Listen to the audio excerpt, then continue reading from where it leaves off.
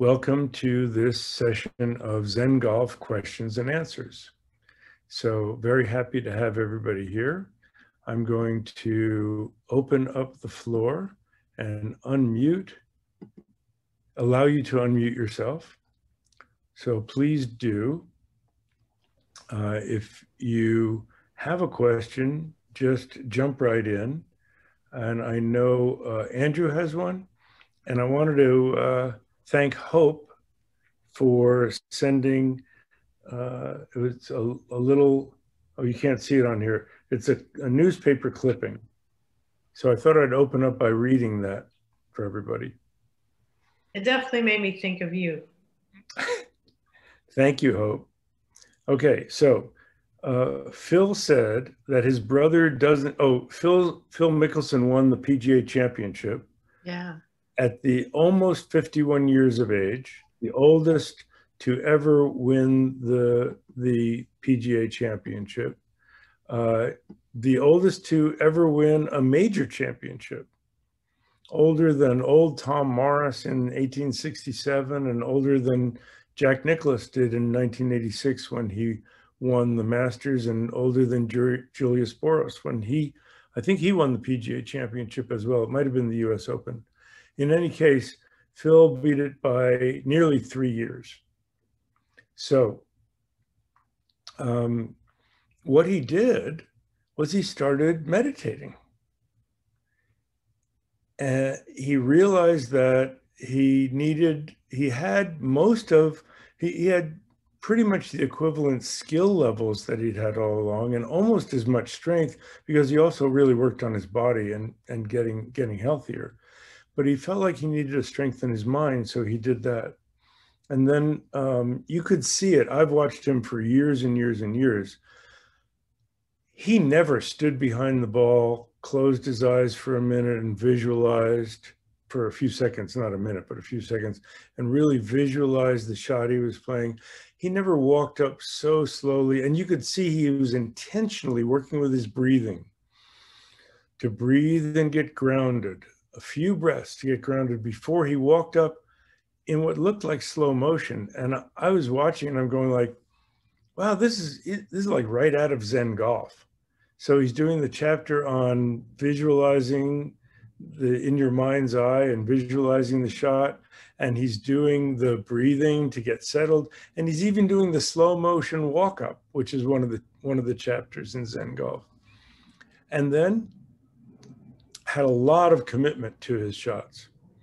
So his brother Tim was on the bag, Tim Mickelson, who was the coach at Arizona State University, where Jon Rahm was. He was the coach for Jon Rahm when Jon was in college.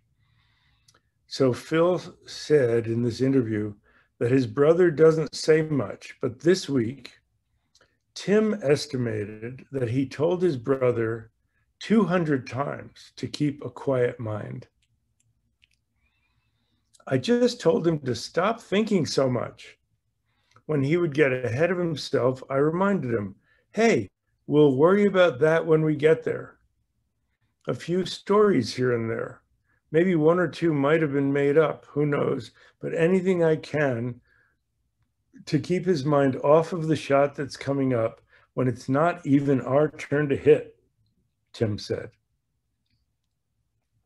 Now, I'm sure you wondered, Hope, and I wondered the same thing. What were those stories that he was telling him? Because I know that Tim Mickelson has the Zen Golf book because I gave his sister Tina a copy many years ago.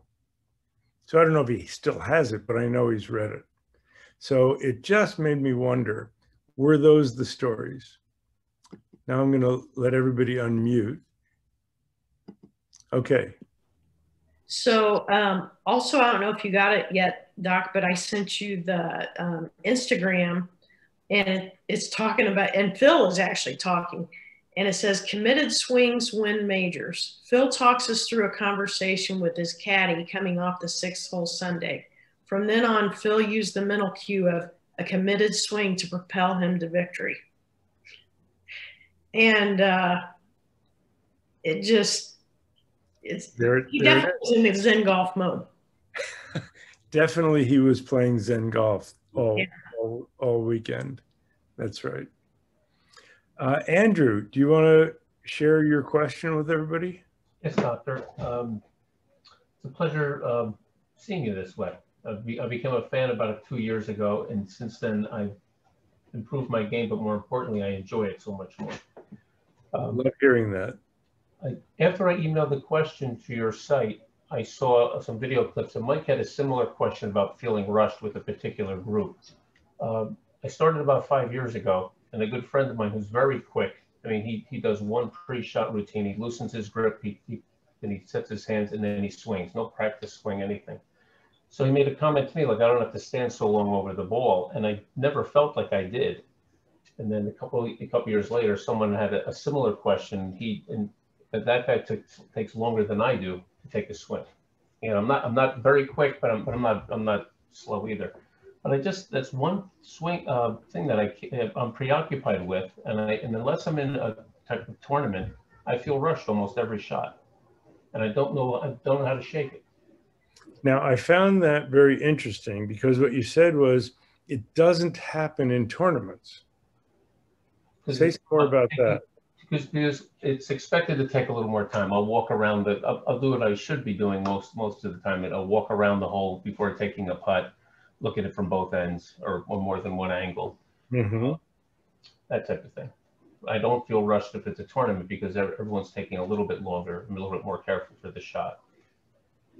Okay, so one of the things that you can do to preempt that, and I'm a big fan of preempting. For example, if your group is, if there's a group in the fairway behind you and they're all, you know, coughing very loudly or standing there with their hands on their hips or, you know, something like that, but you're waiting for the group in front of you and they don't know it, it still makes you feel uptight, right? So what I do is I wait at the green while the rest of my foursome has gone onto the tee, and I say, I'll be right there. I wait at the green, and as the next group comes up, I say, I'm really sorry you have to wait. There really isn't any room in front of us, but if you want to go through, that's fine. Just let us know. Now, sometimes there is room in front, and I say, you know, there's a couple of people in our group that are beginners, and if you guys want to go through, please just let us know. Off you go. And usually they go, no, that's okay, never mind. But then they're not so antsy, and you feel like you've done all you can. And then you're not so responsible. So what I would suggest is preempting and say, I play some tournament golf, so I like to keep my routine nice and sharp. So I just want to let you know in advance, I'll be ready when it's my turn, but I do go through a very set routine. And now you get to say, like Phil Mickelson did when he won the PGA Championship. He did it for you, Andrew. He did it for you. You get to say, you know, because I was inspired by Phil and how well he played when he did a very methodical, not rushed routine. So that's what I do. So if it's really taking too long, you know, let me know. But also, let's play ready golf. And if you're ready, you go right ahead. Won't bother me. You know, just if you're ready to putt and I'm still looking, just say I'm ready. I'll go ahead if you're not ready, and I'll say go ahead. And then they can go ahead and they can walk to the next tee and leave you in peace. I can feel them ready if I say that in advance. That's fine. You what? I could feel the relief in advance just by being more comfortable taking my shot at the same. Yeah. You preempt it and you let them know, and you say, I will do my best to be ready to play when it's my turn, but I do, I want to be like Phil. That's great. Thanks. You're welcome. Any others?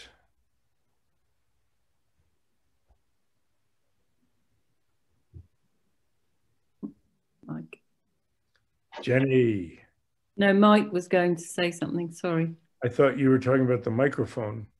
No. Mike's Mike. Mike's Mike. I'll just say one thing. That I'll tell a little story, but Andrew, say one thing to you about, I've talked before about some of the things that I do, some of my setup and so forth is unconventional. One of the things that I do is I wear 2 golf gloves. And I had a really tough time with a lot of my conventional golfer friends. They couldn't understand why I was wearing 2 gloves. They kind of made fun of it. What happened is then I was reading a book about a series of golf matches between Babe Ruth and Ty Cobb. They were both great golfers. And when they left baseball, they continued to play golf. And I found in this book that I was reading a really great photograph of Babe Ruth, 2 golf gloves. So I copied that photograph and I keep it in my golf bag. And the next time someone said something to me about what's this? What are you, some kind of weirdo? You have 2 golf gloves. And so I pulled out the picture and I said, would you argue with Babe Ruth? I don't think so. There you go. Perfect. And we have Tommy Gainey. Yes. Was called Two Gloves Tommy, who played on the PGA Tour. So is that 2 gloves on one hand or one on each hand? One on each hand. But that's I played with one on each hand today. That's a great question. And it's very common, especially, rain gloves are 2 gloves. Yes. And I play without any gloves. And I did that because this was, many years ago. And, every now and again, I would tear a glove and have to buy another one. And I said, this is a real pain taking it on and off. And I watched Fred Couples play.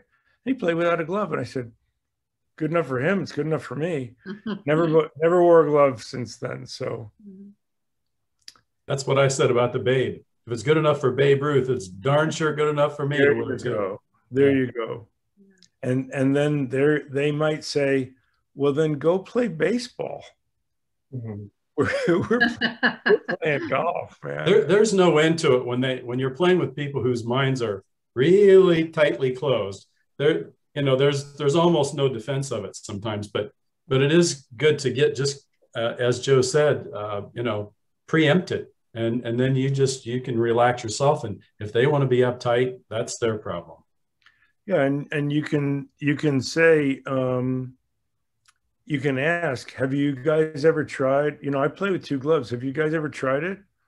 And they go, no. He said, well, you might think about it. And then they're going to go, wait, then it's on them that they haven't tried it and you have experimented.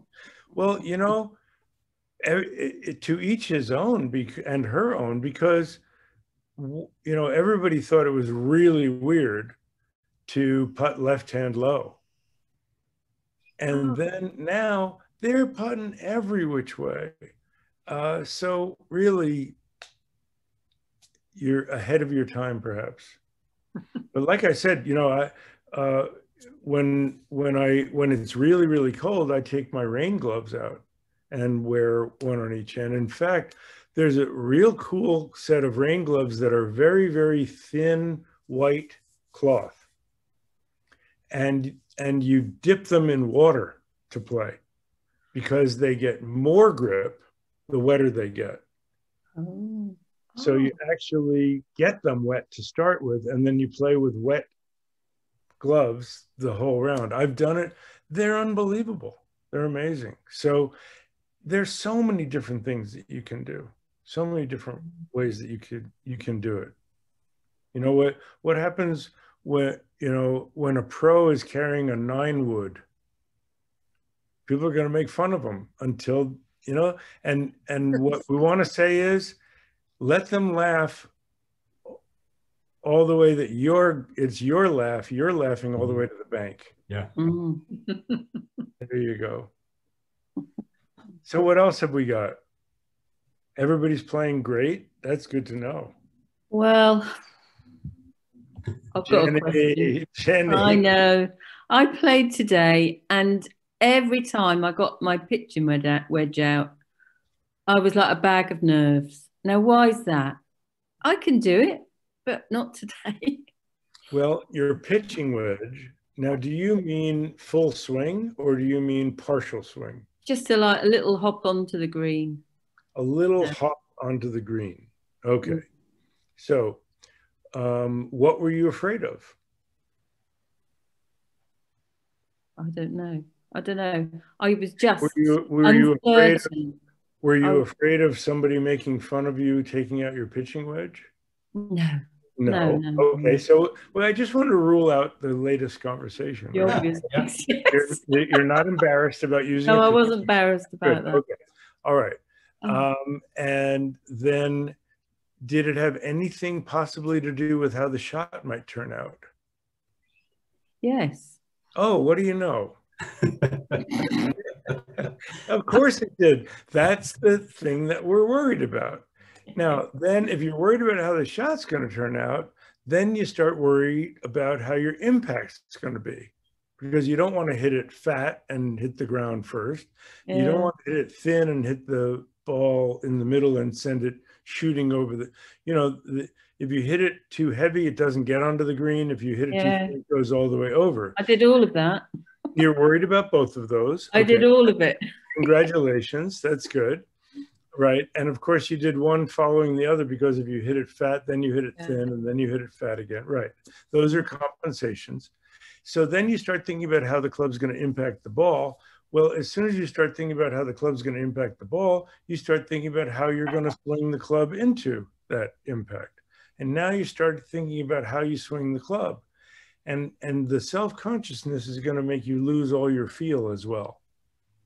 So it all goes out the window, because you're worried about what's going to happen to the ball. Now, on those little chippy shots, the secret is to forget about the ball. All the shots around the green have to do with how the bottom of the club head goes through the grass. That's all that you have to be thinking about. How, you know, not even how you're going to do it, but just what you want the bottom of the club head to do in relation to the grass.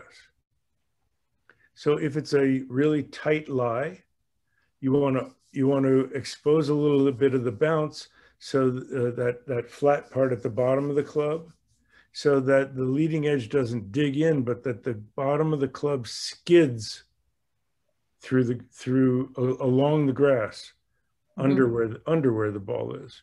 Right. If it's sitting deep in the grass, you need to make a practice swing and see how far down you need to go to feel the bottom, to feel the ground with your club, so that it gets under the ball. But if it's sitting up on top of some thick grass, you want to sweep the top of that grass and feel what the bottom of the club sweeping the grass feels like. You do that in your practice swing for a lie that's very much like where the ball is sitting. You can even pretend there is a ball there in your practice swing. The secret is to pretend that there isn't a ball there in your real swing. Right, okay. Just look at the grass and say, this is, and you take a practice swing and say, now I want to do one more like that through the grass. Don't say into the ball. No. One more like that through the grass. Okay. And then you only focus on the grass and what you want the club head to do in relation to the grass. And then your body will produce that. In your practice swings, also notice the finish that you get to. Mm-hmm. Because people often will get to a nice finish in their practice swing, like up here, and then they make the real swing, stop the ball. Yeah. Dive it in the ball, in the ground. Yeah. Right. So through the grass to the finish, to the same finish as your practice swing. Okay. Now watch my hands. I'm not going to look over here, but I'm going to try to reproduce the feel that I had. So I have a practice swing, and then I have one just like that. How similar were those? Same. See? So it's called proprioception, that your perception of what your body's doing, you may not know that, you may think that this is waist high, but you'll come back to that the same every time. Mm. So it doesn't matter whether it is or not, it's where you see it finishing, commit to getting to that same finish. Okay? Yeah. Through the grass to the same finish. Mm-hmm. Doc, and I know you helped me with that, like the strike the match feel, but I have it a lot on my drives where my practice swing is just gorgeous, and then I get all ball focused, and it's not anything like my practice swing. And is that because I'm so attached to the outcome and thinking about it, and that it just it's always almost always about the outcome, mm-hmm. unless you're worried about what you look like to the people who are watching, and then that's a different kind of outcome. Yeah, those people are less worried. When you're worried about what you look like, you're less worried about where the ball goes and more thinking about, oh, how beautiful my swing needs to look, because I want to just impress them with how beautifully I swing. Okay. Or more likely, I don't want them to think that I look funny swinging a golf club, but mostly it's about the outcome. Yeah. Because when you make your practice swing, what's your intention? To move the club through space. But then you step up to that little round enemy. And now your intention is, how am I going to kill the ball? How am I going to smack the ball? Which is a totally different intention. Yeah. Now, you can make your practice swing imagining that there's a ball there and say, that's how I want to go through the ball. And then take your real swing the same way, through the ball. Because the ball is not on the grass with your driver when you're teeing off. Now, I got a really interesting one for you that I heard from it was a clinic I was at that Greg Norman was teaching. And he was one of the longest drivers of his day. And he said he tries to hit the front of the ball. He swings, and he's trying to swing through the ball to hit the front edge rather than the back edge. I have not tried that yet. This is a disclaimer. I don't know how well that would work. My only concern is that you may find yourself coming over the top to try to hit that front of the ball rather than coming in to hit the inside back quadrant, which is really, if you're looking at the ball, you want to be coming in, and you're standing there. You want to be coming in to the back side of the ball a little bit closer to you than the middle. Mm-hmm. But Hope, why don't you try taking your practice swings and pretend that there's a ball on the tee and how you would swing through the ball to your finish. Again, it's through to a finish.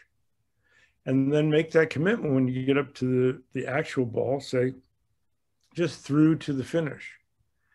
Now, this is an interesting question. I don't know if this is legal. Is it legal to put a tee in the ground for your practice swing? Oh. And clip the tee? I think it might be illegal that you're using something else besides the golf club in your practice swing, but I'm not sure. But you can do that as a practice on the range. You put 2 tees in the ground, you put a ball on the farther one, you clip the tee in your practice swing, and then again, pretend the ball is invisible and try to clip the tee in your real swing. Because if you just clip the tee with the bottom edge of your club, the middle of the club will be right there at the ball. Yeah. That's a good idea. What if there were a used tee already on the tee station? We have that all the time. I'm talking about one sticking up. Oh, sticking up. Okay. Yeah, at the same height that it would be sticking up for your. Yeah, I didn't think about that. Right. But you can still imagine a tee there, and that you're just trying to clip the tee. But it's helpful to have practiced that, so you know what it feels like to swing and clip the tee.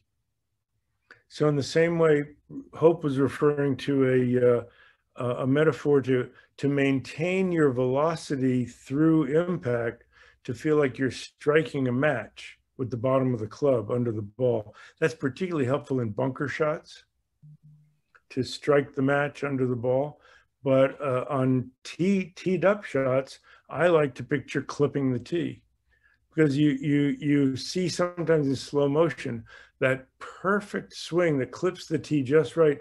The tee comes out of the ground and rotates and flips around and goes backwards and lands a few feet behind you. And you go, wow, that must have been a great swing for the tee to do that. Yeah. And you get more excited about what the tee does than what the ball does. But in any case, that's what's really helpful. Through to the finish. That's what we want to do. Through to the finish. Mm. Any other questions? I've got something. Mike? Here's a little story about what's happened to me over the past 2 weeks.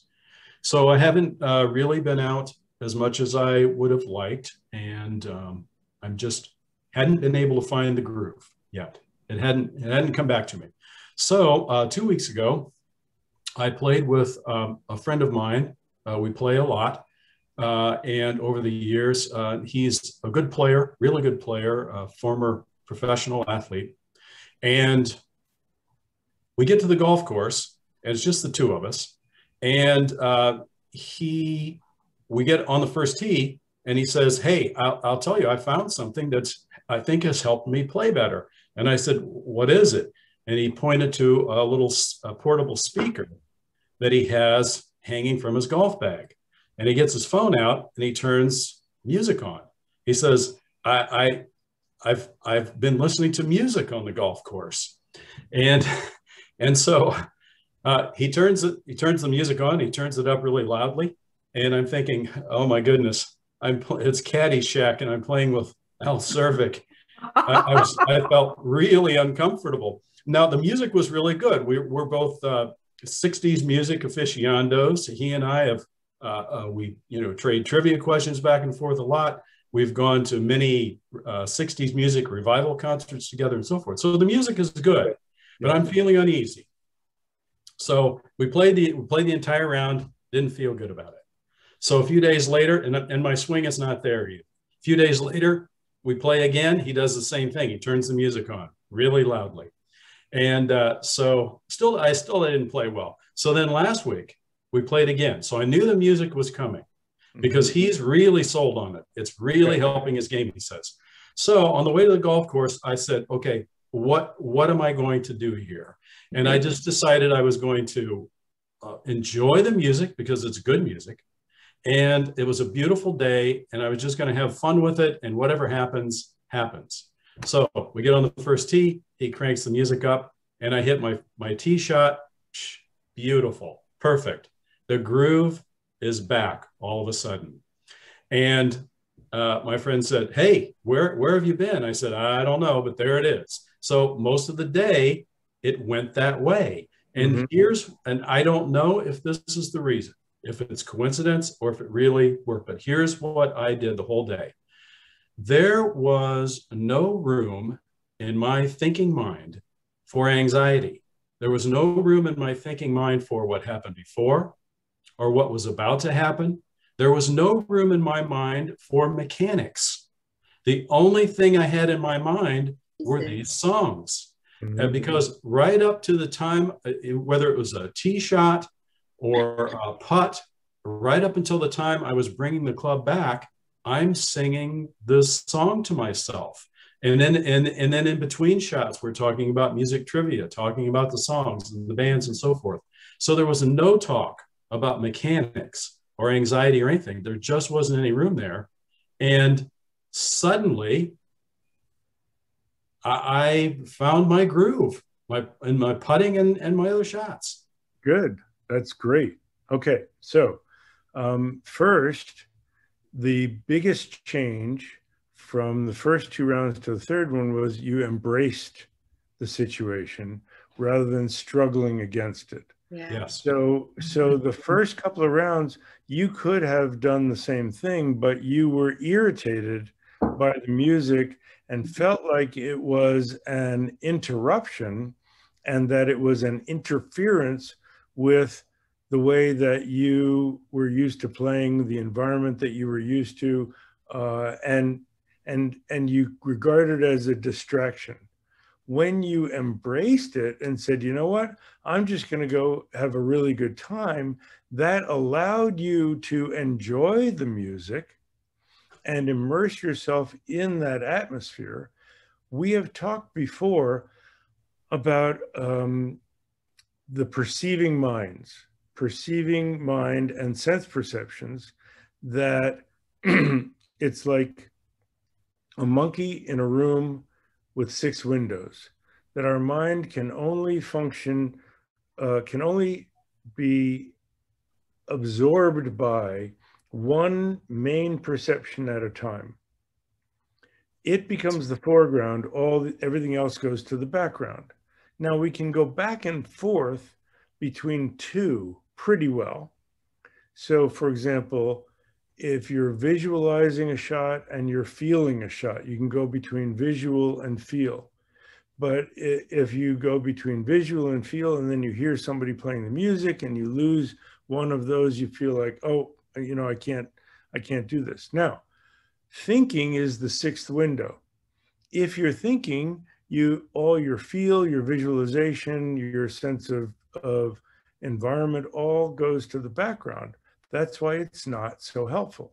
Now, you were thinking about the music, so you not only couldn't really hear the music in those first 2 rounds, but you also were so absorbed in thinking, you couldn't feel your swing and you couldn't picture the shots. Well, once you embraced the music and didn't fight with it, then that's what filled your mind. There wasn't room for the thinking, and any other sense perception that you went to visual or feel, and then you were hearing the music, feeling the swing, and feeling good. And hearing the music and seeing your shot and then seeing it go where you wanted it to. So you only had those 2, and that's great. That doesn't mean you always have to play with music. But if you have a song in your head, you know, I heard, I don't know if it's true, that Bobby Jones, the greatest golfer, maybe the greatest amateur golfer ever, and maybe the greatest golfer ever, because it's hard to compare from different eras, but he hummed to himself the Tennessee Waltz while he played. Do do do do do do do do do do do do, you know, and that rhythm was the ideal rhythm for him. And you're very connected to music. I mean, I can even see the guitar in the background there. So it's a natural thing for you, whether there's music playing or not, you could hum to yourself. And in this book called Breath by James Nestor, where he explores all sorts of different things with breathing, it's a little over the top, but there's a lot of really good stuff in it. He talks about the relaxing quality of humming. Oh. So there's nothing wrong with doing a little humming and even quietly humming to yourself, even while you're swinging. No problem. Try it. Try it. I think that would be great. Well, gang, time for one more question. Anybody? I don't have a question, but I want to say I have a Post-it on my cart, because we walk all the time, that says walk slowly and breathe. All right. Good work. It Phil, helps. I'm proud of you, and Phil would be proud of you too. Great. Anybody else? It doesn't matter if you've asked a question before. This is our waiting meditation. We just meditate while we wait for somebody to come up with a question. Can you remind us where the woman was mentioning the article about Phil Mickelson and that interview? That sounded interesting. Hope, do you know where that was? Uh-oh. Hope you're turned off. Thanks. One of my friends that knows what how geeked out I get on this stuff sent that to me this morning because he recognized it immediately. And I'm going to guess it was the Indianapolis Star. You could Google it, maybe. Isn't it amazing that nowadays, you know, in the past you'd say, well, it's the Indianapolis Star. Let me cut it out and I'll mail it to you. Yeah. And now, you know, Indianapolis Star. Oh, I can read the whole thing, whether I'm in Indianapolis or not. Mm-hmm. That's great. I'm sure that, you know, I would just look for all the interviews with Phil that that are out there, because I'm sure there are dozens and dozens of them. You know, Okay. they go to the media tent, and after a victory like that, I'm sure he was in there for a long, long time. So Yeah.